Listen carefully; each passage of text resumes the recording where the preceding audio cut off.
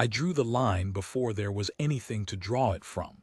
That is the part of this account the Guild still keeps out of the official transcript, so I am putting it in mine. I was an apprentice then, third year, assigned to the Halrand Guildhall on the high shelf of the sail line, where the working charts of the Corving Concord are kept and corrected by hand before they are ever cut into permanent record. The Guildhall sat on a rock with no atmosphere of its own, lit by the cold blue wash of a star too far away to warm it, and from its long window you could see exactly where the surveyed dark ended and the unsurveyed dark began. There was no fence. There was no mark. There was only the place where the charts stopped being confident. Master Callan Yevrik ran the drafting hall the way some species run a temple. Every correction had to be earned. A sector could not be marked closed, forbidden, or lost until a loss was confirmed, wreckage found, a distress call logged, a crew accounted for as missing past their return window. Pattern was not proof. Suspicion was not proof. Callan used to say the chart is not allowed to be afraid before the universe is. I believed him, because he had drawn charts for 40 years and never once been wrong in a way anyone could prove. He taught the rule with a story he told every new apprentice in their first week, about a journeyman 2 generations before either of us who had once tried to close a sector on intuition alone, citing nothing but a feeling that a stretch of open dark sat wrong on the page. The Guild had struck the entry, censured the journeyman for filing fear as fact, and the sector in question had gone on producing 40 years of unremarkable survey traffic with no incident of any kind. Callan used that story the way other masters use scripture. The lesson was always the same. The chart serves the universe as it is, not as a cartographer is afraid it might be. I copied that lesson into my own apprentice ledger in my first week, in my own hand, the way every apprentice before me had, and I believed it completely, right up until the night I sat with 41 turning points and could not make myself stop believing the shape they made instead. My error, if it was an error, started with the patient hours transit logs. I was assigned to reconcile 6 decades of survey traffic skirting the edge of human space, the long, quiet boundary the conquered had learned, generation by generation, to leave alone without ever writing down why. Most of that traffic gave the line a wide, respectful berth. But there was a pocket along the inward curve, a stretch no incident had ever touched, no wreck, no silence, nothing anyone could point to, where every single vessel that approached closer than the rest simply changed its mind. Captains rerouted for reasons they logged as instrument drift, morale, fuel economy, a bad feeling.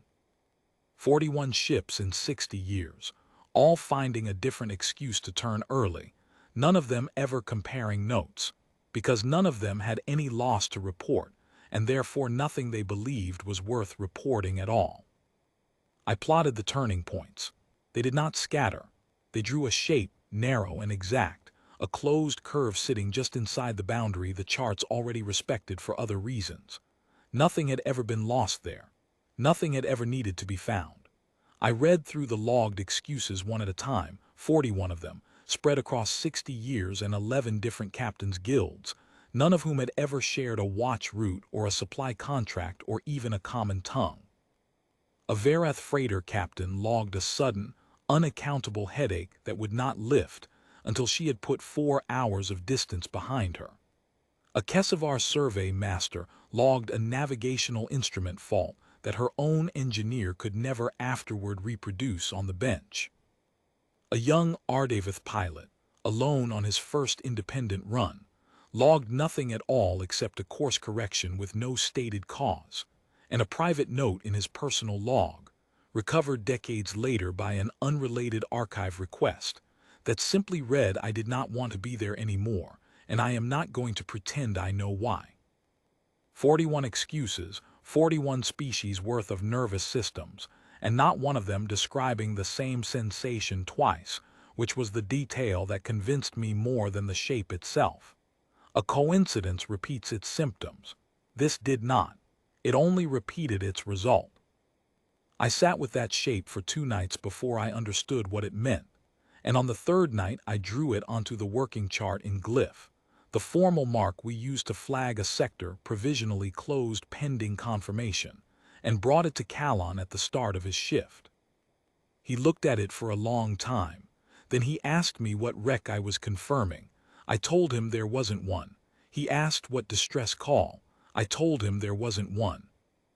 He asked me, not unkindly, what exactly I thought I was protecting anyone from, and I said I did not know, only that something at the center of that curve had spent 60 years teaching ships to turn around without ever telling them why, and that the lesson had worked every time, on every captain, with no two of them ever comparing notes, and that the only chart entry honest enough to describe that was a warning with the proof left blank.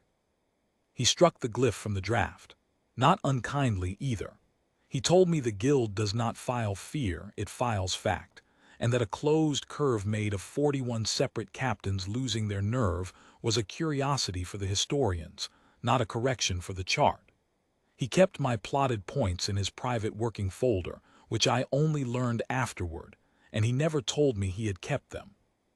11 days later, the guild approved a survey contract for that exact stretch, because on paper it was simply unconfirmed open space, and unconfirmed open space gets surveyed. The ship was the Patient Hour, captained by Tarvin Hals, 11 crew, a routine resource mapping run with no reason to expect anything but a long, boring transit. I helped draft her course. I told myself the curve was a coincidence built from 41 different kinds of nerves. I told myself this while I drew her flight path directly through the center of it, because that was where the contract paid best and nobody on the chart had any standing reason to route her around a shape that, officially, did not exist. The Patient Hour reported in on schedule for the first 11 days. On the 12th, her position carrier went quiet at the exact coordinate I had circled on my own private copy of the chart, the one Callan did not know I had kept. No distress call, no debris field, no drifting hull for a recovery team to find and bring home for burial. Just a silence that started precisely where my glyph would have sat, had he let me file it, and a flight recorder buoy that surfaced 4 days later with 11 crew manifests, and not one further word from any of them. Not even static, not even an open channel with nothing on it. The buoy itself was untouched. It had simply stopped being updated. I do not believe Callan slept that month. I know I did not. He requisitioned my points from his private folder and laid them beside the Patient Hour's final fix, and they matched to within 1/10 of a chart unit, a precision that had nothing to do with luck and everything to do with the fact that the line had never moved, only waited for someone with a contract, and a reason to finally test it on purpose instead of by accident. He filed the correction himself. He used my original glyph, dated to the night I had drawn it, 11 days before the Patient Hour's contract was ever approved, so that the record would show plainly that the warning had existed before the loss and not after it. He did not file it as proof he had been wrong. He filed it as proof the guild's own rule, that fear means nothing until the wreck arrives to make it official, had simply waited for a wreck to arrive, the way it always does, sooner or later, on a schedule that owes nothing to the people keeping the chart. I have run the drafting hall myself for 11 years now. I still tell every apprentice the same thing on their first week, because Callan told it to me on the day he filed that correction and never spoke of it again after, that the chart is not allowed to be afraid before the universe is, and that the universe has never once been in a hurry to clear its conscience. A sector goes from open to closed only after something has been confirmed lost in it, and the boundary at human space did not earn its closures any other way. Every quiet stretch on it was paid for first. I keep my original points in my own working folder now, the way Callan kept mine, in case some apprentice under me ever draws a shape out of 41 turnback ships and nothing else, and brings it to me certain and afraid and entirely correct. I will not file it either, not without a wreck. That is the rule, and the rule has never once been kind enough to wait for someone to be right in time. No cartographer forgets that math.